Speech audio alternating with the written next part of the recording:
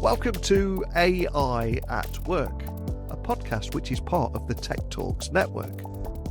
And in this podcast, we're going to venture into the transformative influence of artificial intelligence inside the workplace.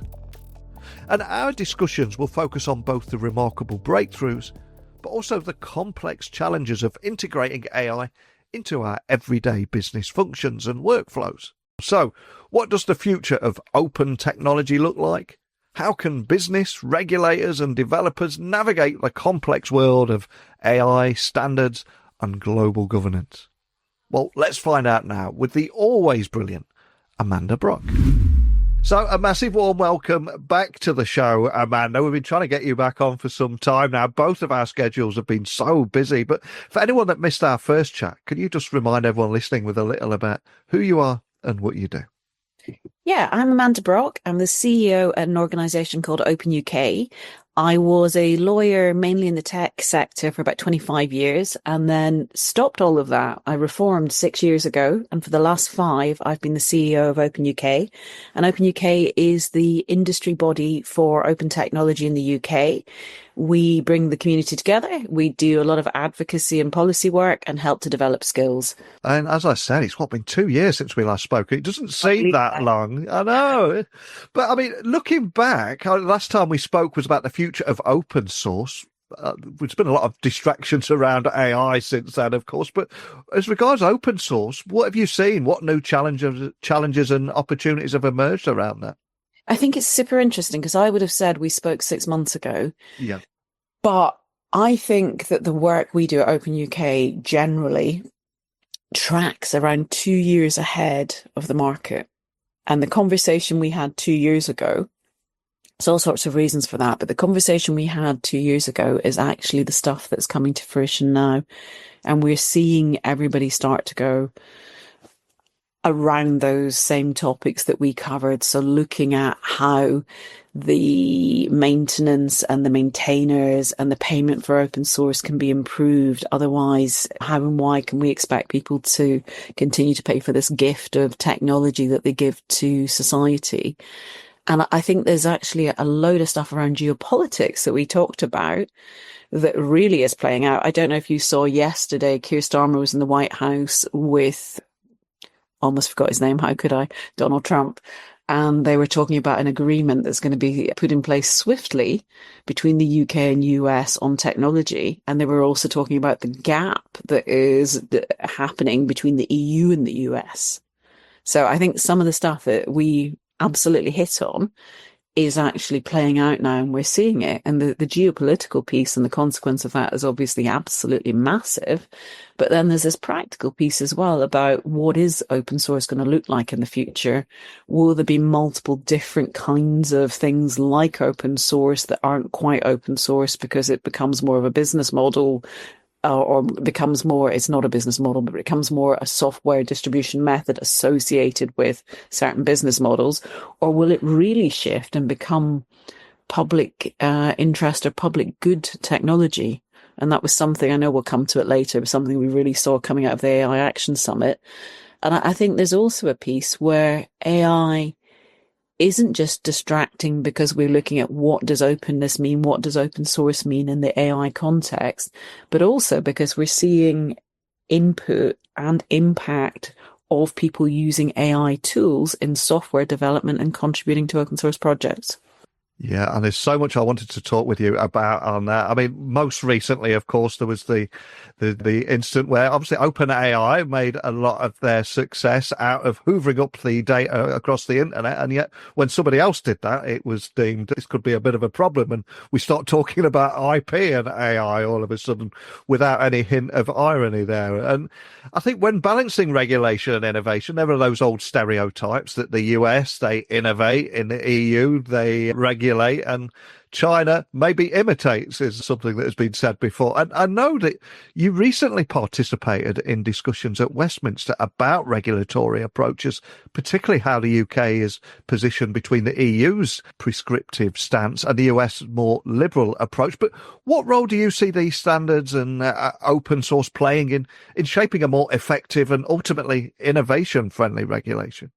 Every word you say, a different answer is going through my head. That packs so much into that sentence. That's difficult. I think, again, going back to the absolutely most recent, which is yesterday's conversation with Starmer and Trump, Yeah. we saw them talking about EU on the basis that it's overly prescriptive. We didn't see any reporting about China, but their conversations will undoubtedly have included that. And we are seeing, for the first time, I think, since Labour came into power, Starmer actually, at least for the tech sector, starting to look like he might deliver on a conversation that everybody has constantly. I was at an all-party parliamentary group 2 days ago in Westminster, and they had John Edwards, who's the Information Commissioner, and Dame Melanie Dawes? We should check her name and correct that if I've got it wrong, who is the head of Ofcom, the telecommunications regulator, talking, and they kept coming back to standards. So I think there's a couple of things that are big that you've picked up on in that question. One of them is around geopolitics, around the role that the UK might play, and how we're now finally seeing some steps that could take us into fulfilling our potential. And our potential, don't take this as me being a fan of Brexit, but we have to live with what we've got. Our potential now is that we can leverage the position we have post-Brexit to sit as an almost independent player who has a long-standing and strong relationship with the US, particularly if this agreement comes into place, which sets out collaborative moving forwards. And at the Action Summit, we saw the UK and the US not sign the declaration at the end. And then the next day, we saw the UK change its AI Safety Institute to an AI Security Institute, following very much with the US. Now, we've been waiting for the AI bill, which I was being told will be any day now in December. It was, of course, the King announced it in his speech in September that there would be an AI bill. There was no draft at that time. The draft we know is almost ready to go out in December, yet we haven't seen it. And there's all sorts of mutterings based on yesterday's press conference that we're not going to see it and that the UK won't regulate and will continue to push the AI regulation out to the different regulated sectors. So if you're in healthcare or finance or communications, one of the sectors that is regulated, your regulator may have some discrete regulation, but the UK probably won't have general regulation. And what those regulators were talking about in Parliament 2 days ago was this concept of standards. And of course, standards for open source come with challenges. Standards, people tend to think that a standard is something that's free, a standard is something that is easy to participate in, and that a standard is something created by an NGO or a not-for-profit. And the reality is that standard bodies are for-profit entities, that to be part of them, you pay a membership fee. To participate costs, you need expertise and experts who can attend meetings, and that those meetings are understandably all over the world, bringing people together in the same way as open source has its conferences. But it means that if you want to participate, you need to have money and skills.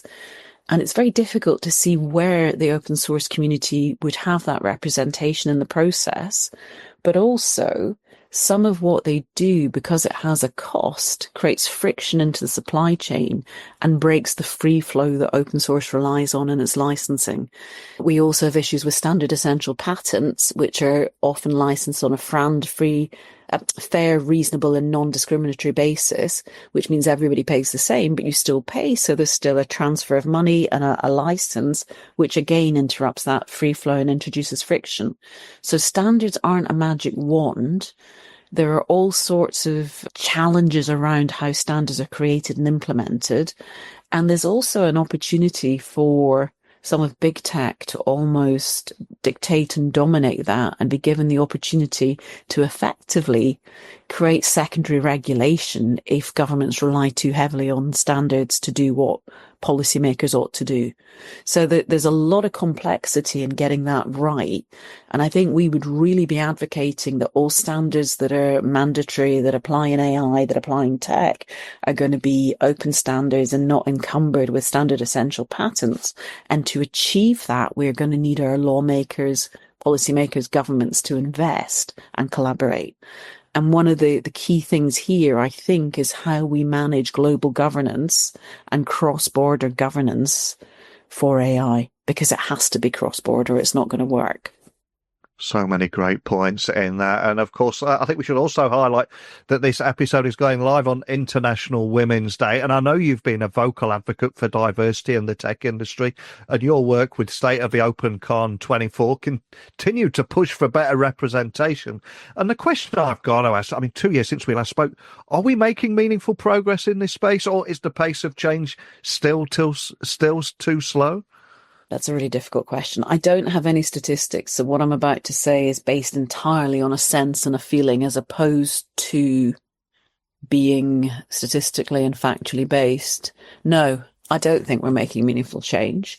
And I think we're about to enter a very difficult time. I think we actually talked about pendulum swings and how OpenUK is always focused on belonging rather than just issues around gender or a particular characteristic that would make you diverse. And we've tried to do events that focus on those, but also bring everyone together. And we have run, we State of OpenCon 25, so we've done 3 years now. Our female speakers, or our non-male speakers, are over 40%. And our diversity in our audience is around 50% non-white, which is pretty much unheard of in tech. And it's just about being open to the right people being there and not being exclusionary. And I think it's about an attitude and an approach, which doesn't mean that there's any positive discrimination going on.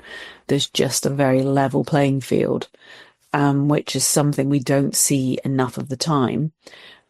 I suspect we're about to enter an extremely hard time for EDI, where a few years ago, some of my sponsors were saying to me, we can't fund anybody who can't show EDI.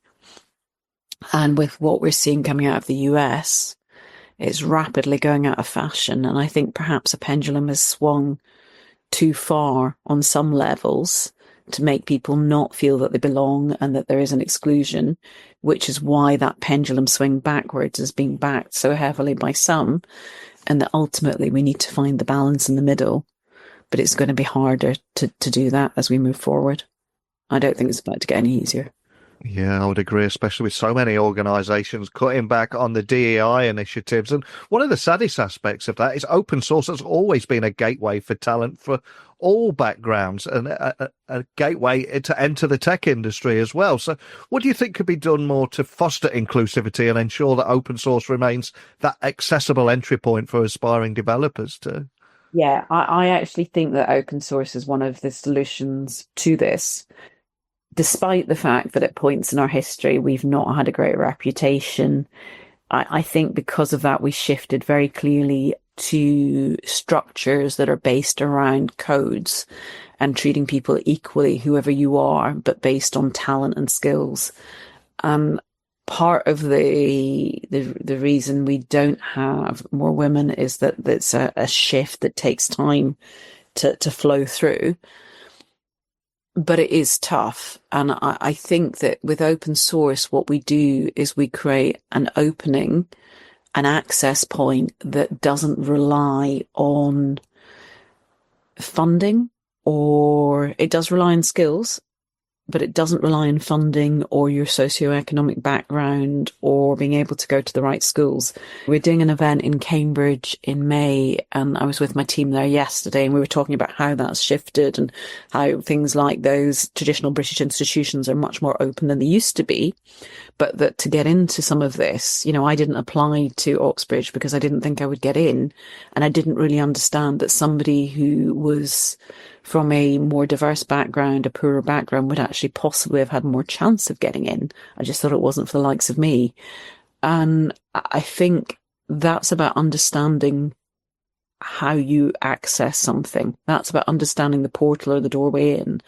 And I think with open source, we create a doorway, an entrance, an opening into the tech sector that requires you to have some level of skill and talent, but doesn't require you to be in a particular place in the world, doesn't require you to have funding. It requires you to have the time to be able to contribute.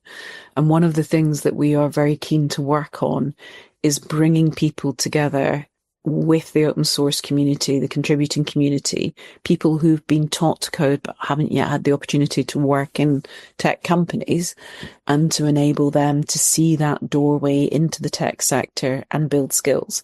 And that means that when you start, you are very much doing things like fixing typos and gradually becoming part of a community, gradually getting more involved in conversations, and gradually being taught how to contribute in and building skills that you would only get hands-on on the job normally through open source. And I really do think that there is an access point there, particularly for people who are not in the US or not in the hubs in the US, like the Bay Area, where you've got access to a really thriving, growing tech sector. So for people who are cast all over the planet, and in the UK cast across rural areas, there is this opportunity to become part of something without leaving where you're from. And we'll have a skills report coming out in March that actually focuses heavily on the ability to access the tech sector through open source. And things like that are about showing the door that you can step through to become part of something. And I think that process and project of highlighting to people, how do I get to do this? What is this? What does it look like? It is the step that they need to be able to build a career. And for the UK and other countries, it gives you an access point as a country to fill your skills gap. And it's absolutely clear that outside of the Bay Area, there's a skills gap.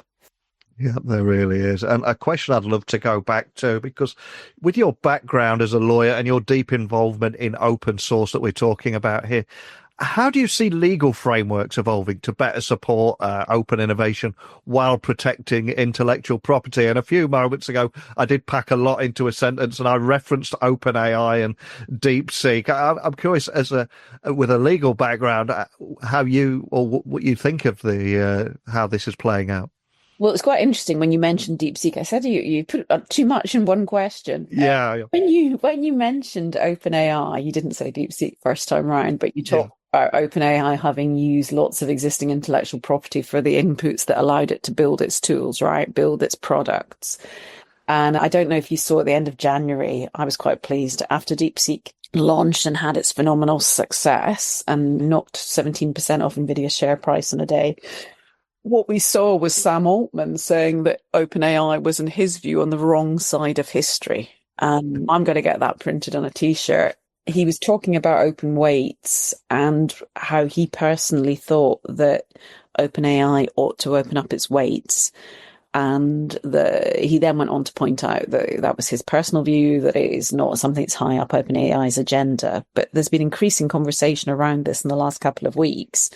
And we are seeing a shift to better understanding of openness, which I think is fundamental to this. And you see that with this very week, and I haven't looked this morning yet, and I don't know if anybody else can tell me, but this has been DeepSeek's open source week. Right. I'm going to get nerdy for a minute. So there's a whole debate around what open source means in the context of AI, and really we should stop using the term open source because it has a meaning which relates to software. And if we do what OpenUK does and talk about AI openness, we sort of decouple the different parts of AI. We decompile them almost.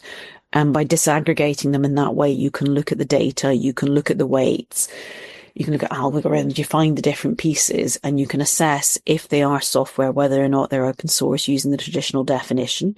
And we saw DeepSeek share its weights on an open source MIT license, so it is open source, but it didn't share everything.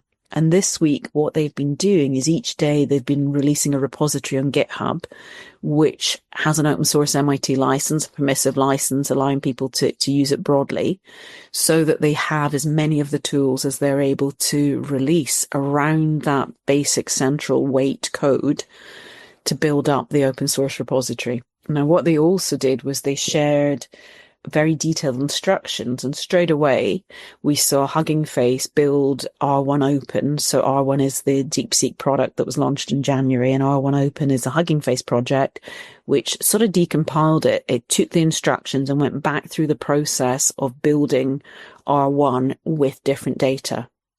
So obviously DeepSeek is constrained because it's in China and what it can use. There's all the usual data protection concerns about what it takes in when you're using the tools. But with Hugging Face, they've been able to go and rebuild it and build their own version. And that's the beauty of it being open source. So in creating R1, DeepSeek took other code, other AI, and they distilled it. But that distillation process allowed them to build something for 5 million as opposed to 100 million, supposedly. So 5% of the overhead in creating it. And then you create this cycle of innovation where they've been able to move the market forward. The next one builds on top of that and we layer it again and again. Now, obviously that creates a lot of governance conversations. Suddenly you've got China doing something, which actually they've been doing in the open and they've talked about publicly for 5 years. And if you were following it, you would know it was coming. But they've suddenly shifted the market. And we'll see, and I think increasingly quickly, more and more of these market shifts, which is part of the reason that I've never been keen on trying to define a sector.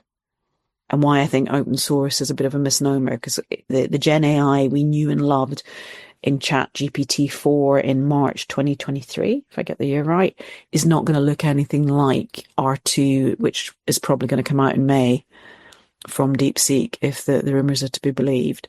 So we're seeing a constant shift and change in technology, which legislation can't keep up with.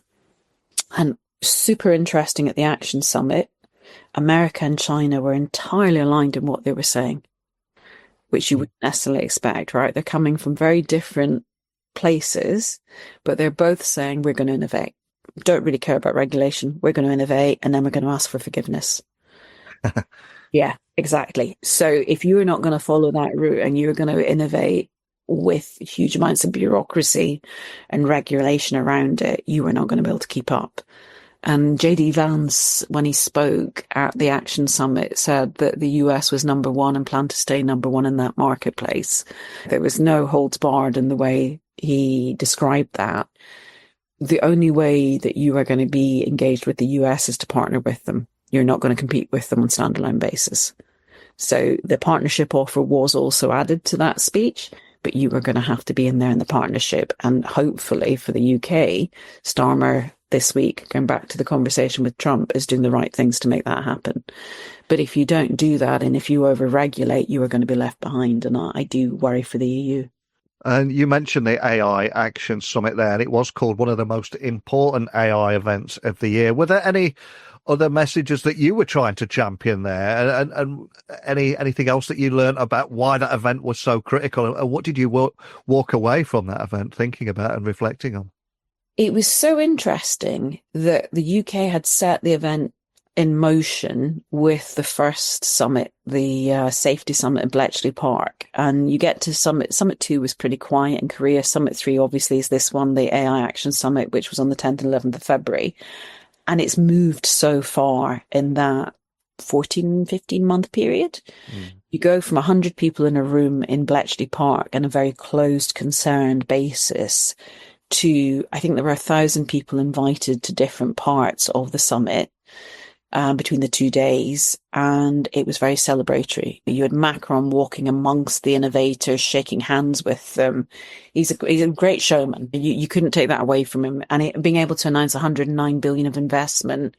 When I was watching him deliver this speech, he's talking about 109 billion of investment for France, which in light of recent investments, and he was referring to Stargate in the US, where they've announced 500 million, although there's only 500 billion, but only 100 billion is actually committed from OpenAI and SoftBank and others. You see Macron saying that's about right. A fifth of what the US is doing is about right. And that's the kind of level you're going to have to be at. So I got the sense that within Europe, France is really taking leadership. And that leadership is coming partly from Macron understanding that openness is going to be the way forward.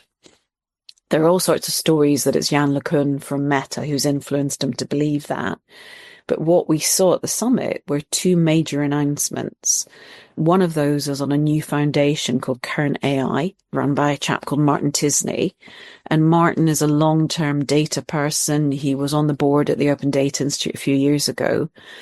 And Martin is driving current AI with 400 million of initial investment that's expected to go to 2.5 billion in 5 years. He's driving it to look at the data aspects. And when we look at that disaggregated AI that I've been talking about, the biggest concern, the biggest space that we don't understand is inputs, outputs, intellectual property, the rights you're talking about, and liabilities, and whether those align, whether you can have ownership rights but not liability, etc., and outputs, whether AI itself should have rights. All of that is going to be discussed in the data work that they're doing, and that's going to be critical. And current AI has been set up as public interest AI. So that's a really interesting focus that we haven't seen from any other summit, backed by real money. And then there was a second piece that I felt really privileged. I hadn't understood that when I'd signed up to be in the launch of Roost, and Roost is ROOST, that there were only going to be 20 or 30 of us in the room. And we had Eric Schmidt and Jan LeCun. And they were there as two of the three people with Camille Francois, who's a Columbia University professor running Roost. And Roost is super interesting. Roost is open source software tools that can be used to manage and govern AI. And what Camille was saying was tools, not rules. So instead of building regulation and governance through legislation, what you look at doing is creating dev tools. So a bit like a GitOps for regulation, putting the tools that the engineers will actually use day to day and which will achieve your goals, rather than giving them a document they won't read or will struggle to pay people to create compliance for. So it actually works in the way the tech sector works. And I've always been a big advocate that when you have a technology problem, the solution is more likely to be a technology one than a legal one. So when you have a challenge, you fix it through technology itself. And I think that this kind of governance, even more than standards, I suspect that if this is well managed, it will jump ahead of standards. And what you're seeing is the big techs donating the internal tools that they use to create an ecosystem that has a certain level that is a de facto standard, using these free open source tools. And to have the kind of people backing it that they had, and I think it's 40 million of funding, it could be 30, it might be 30, backed already from day one, to ensure that that foundation has got the money to go and do the work it needs to do, and to now engage with the open source communities and build that out, as well as engaging with the AI companies. To me, that's the answer to regulation. It's building infrastructure within the technology that becomes a norm, becomes a de facto standard, doesn't require people to have money to comply with, doesn't require people to be massively financially supported or to have massive skills to engage with from the start. I think that's the future of how we manage the AI security that we're looking at now. And I think you'll see it almost is like certifying, saying it's Roost compliant over time by using those tools, and becomes something free to the ecosystem. So when you go back to the Action Summit, for me, those were the two biggest things. And they are very clear manifestations of a practical approach coming out of France, enabling more and more openness around AI and open source, which is why we see France having pipped the UK last September to be number one in Europe in open source AI. I don't know how that was defined in the study that Tortoise did, but they have them as number one ahead of the UK. And when we look at GitHub, we see France as the fastest growing open source software contributor. The UK is still by far number one, so we're not going to panic, but we're seeing France pushing harder than anyone. And I think that the policy decisions, the practical decisions that Macron is making are what's enabling that. And that's what his Action Summit delivered. And I love that line, tools, not rules. In fact, I think I need to get that on a T-shirt. I mean, you could rock the event circuit in our geek T-shirts. But we have to attribute Camille Francois because it's her line, not ours. So. Oh, brilliant. And obviously, I know you're big on the event scene there, and there's so much happening at the moment. So I've got to ask, for you personally, what's next for you? What's next for OpenUK in 2025? Any major initiatives, events, collaborations, or anything that you're particularly excited about right now? I'm always excited about lots, and don't tell my team that, because when we do social media, nobody's allowed to say we're excited. But I am excited. I'm excited about 2025 and a lot of opportunity coming down the line. I think a couple of pieces. Obviously, I want to engage with Roost and with current AI because I think the work they're about to do is fabulous. Then I see AI for Good Summit taking place in Geneva on the 7th to 9th July, which is run by the ITU. Last year was so oversubscribed, people were queuing out of the door. It had Princess Beatrice and Sam Altman as part of the content last year. It will be that kind of level again. But I'm currently in fundraising mode to see if we can bring in enough money to have a decent space for AI openness within the exhibition space there. So focusing on that and really bringing some of the open projects and tooling into that space and the open AI will be really exciting.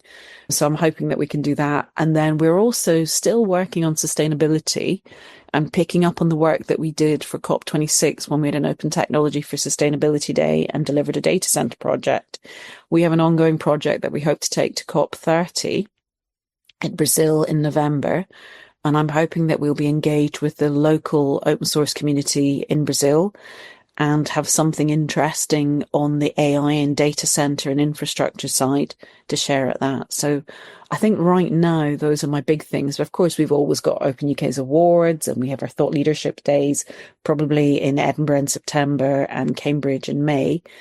So there's always interesting stuff going on and all the reporting we do. But those two big events, the AI for Good Summit in Geneva, which was actually called out in the press release of the Action Summit as one of the key events this year.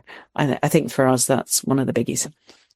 Wow. And you've mentioned everything from the UK to Geneva to Brazil, and you are on the road a lot. So if anybody listening wants to find out more information about anything that you're doing, maybe help with the fundraising or just find out more information and work with you or meet you at one of these events, where would you like to point everyone listening?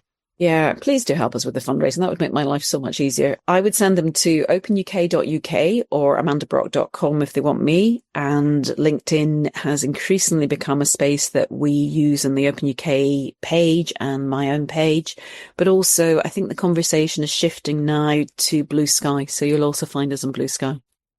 Awesome. Well, hopefully we can meet in person the next time that we speak. We'll both rock up in our IT Geek T-shirts and maybe record something live. We won't leave it 2 weeks again, but thank 2 years again before we speak. But thanks so much. Brilliant. Thank you very much. What a conversation. Every time I speak with Amanda, I walk away with a new perspective and even more questions. From AI regulation and geopolitics to the vital role of open source in fostering innovation and inclusivity. There's no doubt that these discussions are shaping the future of technology. And if there's one thing that stands out, I think it's the battle for the future of AI and open source. It isn't about technology. If you strip back that and zoom out for a moment, it's actually about governance, collaboration, making sure the right people are in the room. And that's why I love speaking with Amanda. She's not only in the room, she's influencing the conversation and driving positive change. But what do you think?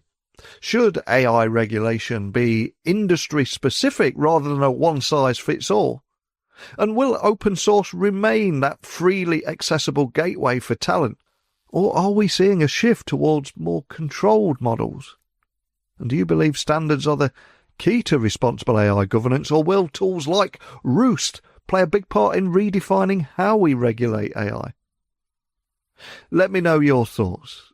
Email me, techblogwriter@outlook.com, LinkedIn, X, Instagram, just @NeilC. I'd love to hear your thoughts on this one. And to bring it full circle, let's make sure we all keep finding ourselves filled with people smarter than ourselves, because that's where the real learning happens. Bye for now.